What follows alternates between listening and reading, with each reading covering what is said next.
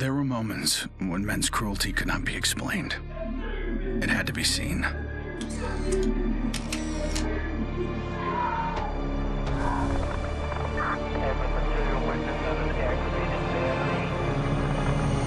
The perfect shot pierced our numbness, sent up a flare to save the next generation. It said, "This is where we've been. Don't follow." Then there was no one left to heed the warning. The only one left to save is yourself. My earliest memory is war. It was a conflict so complex that it could never be resolved.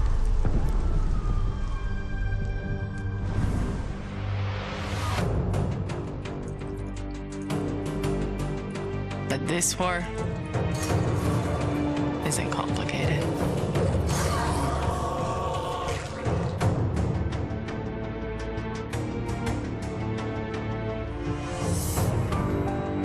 Death is still heartbreak.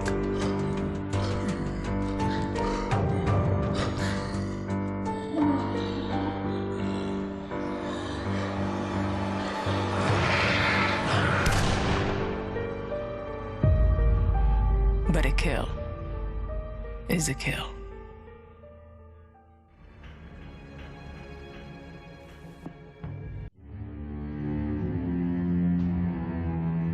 Don't play in the dirt, Ethan. Stop fighting, Ethan. Be polite, Ethan.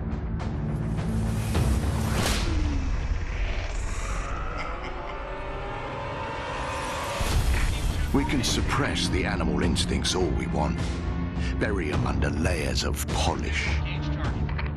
But they exist for a reason. When we lived in a genteel fairy tale world, somebody did the dirty work out of sight. But when the fairy tale turned nightmare,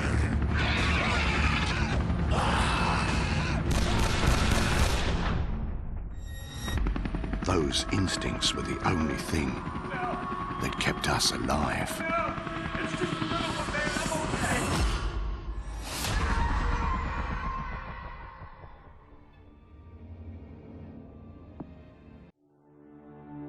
Where there is life, there is light. The glow of hope. At times it burns brightly, but dwindles and fades.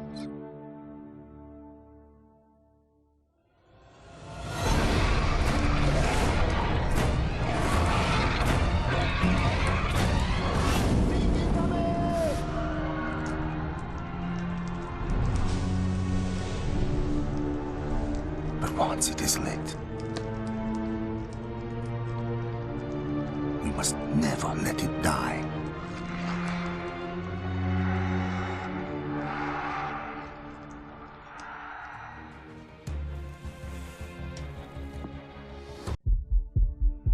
There's never a moment when you forget.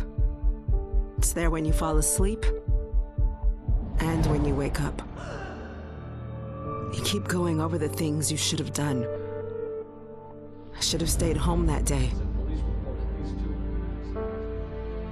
I should have held on.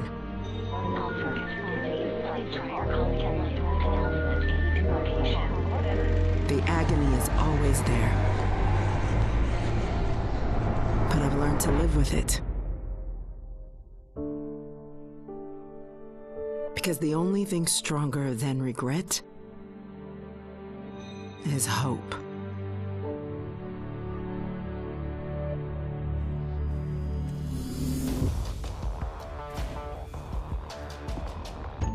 To all my classmates who alienated me because I was different. To anyone who never gave me a chance. To the people who ignored me while I hid behind zeros and ones. Thank you.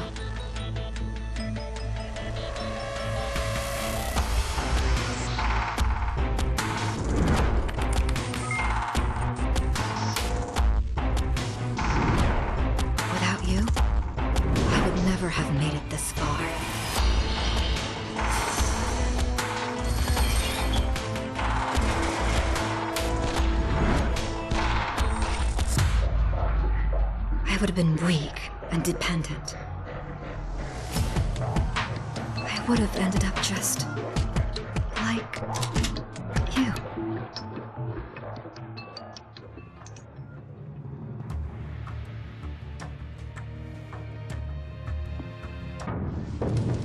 We're so small, really. Insignificant. In the grand scheme, one life means so little. You dedicate yourself to a principle. But in the end, it's out of your control.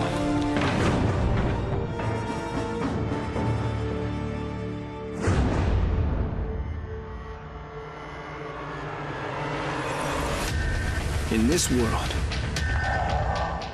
principles get you killed. You lend a hand, it gets torn off. You hesitate, you die. So you want to save someone?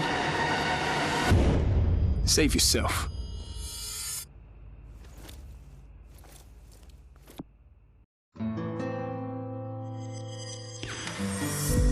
I was born into this life. I suffered for it. And reaped the rewards. I could tell you that I didn't want it. That I tried to get out. But I got no reason to lie anymore.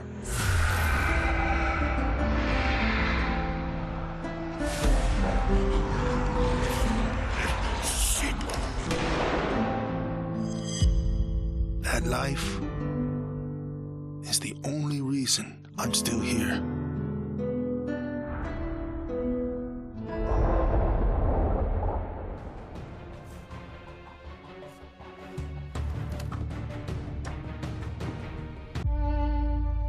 I was never afraid of Cachet the Deathless. I laughed at the fairy tale of this undead phantom. A woman of science would never fear such silliness. But what do we know?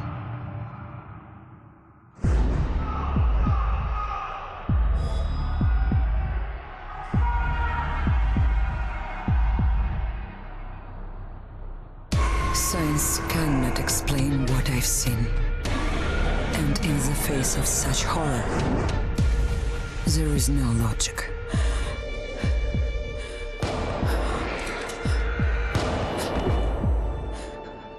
Only faith.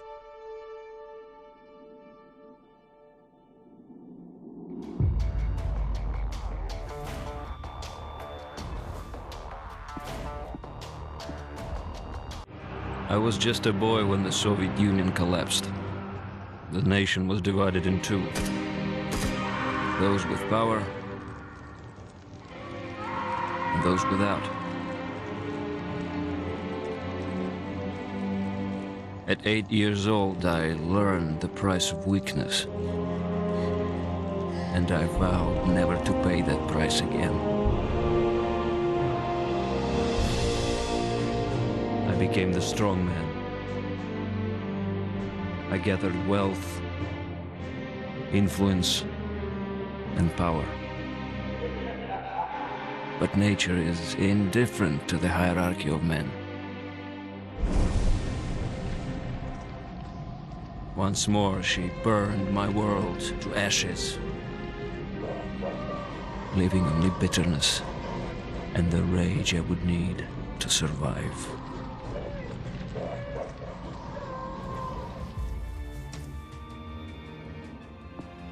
People don't believe something can happen until it does.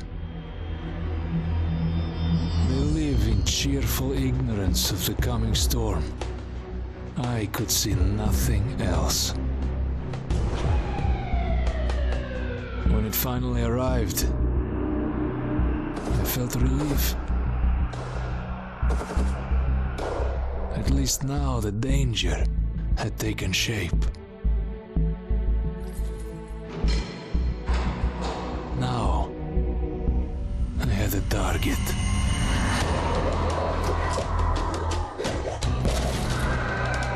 And I didn't have to fight alone.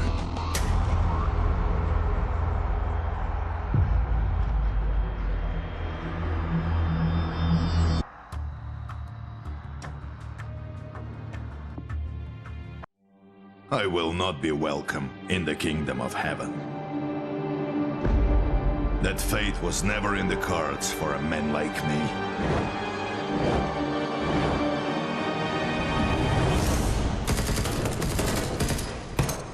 The Lord had other plans.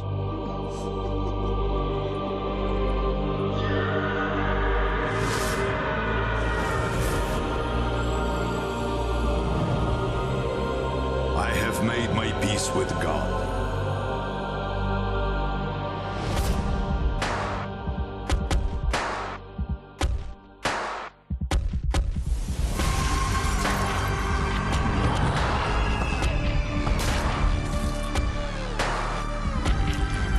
He is with me in this life. And that is enough.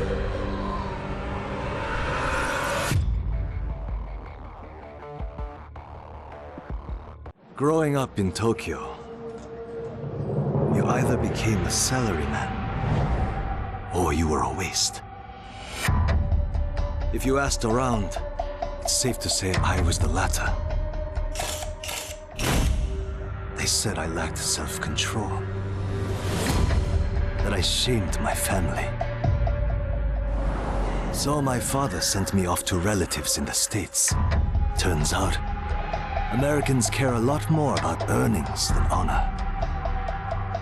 Which worked out fine. Until the Zeke showed up.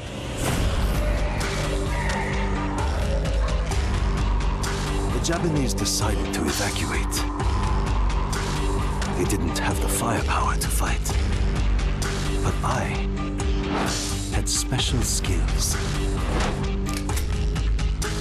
So when everyone else was leaving, I went home.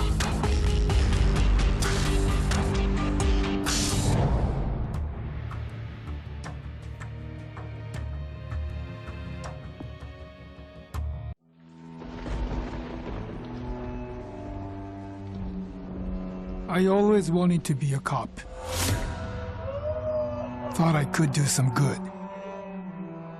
But the scum on the street kept destroying lives. While I was wrapped up in red tape.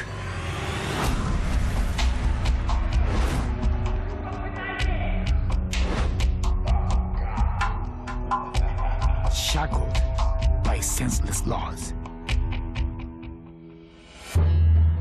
The virus stripped all that away. Left us to fend for ourselves. And finally, the chains were off.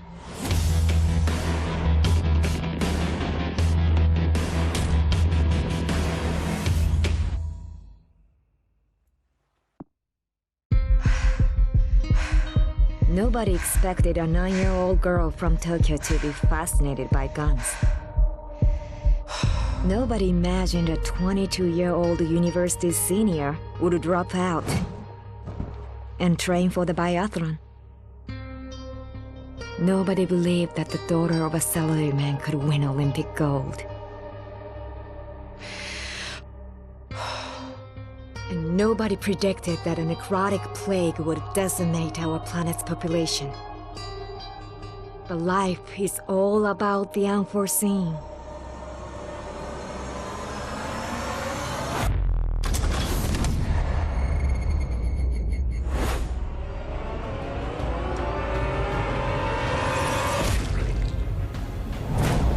And nobody saw me coming either.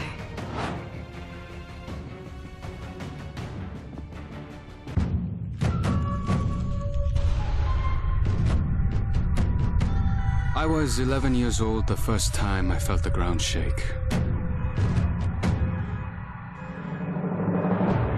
My instinct was to leave. But my grandparents wouldn't hear of it. This is our home, they told me. We don't leave. I came to live by that code. Earthquakes, tsunamis, typhoons, they're all part of life here. We accept them. We don't leave. When the evacuation was announced, I rejected it. This wasn't our way. I saw them. And I understood. This wasn't another disaster. This was a war.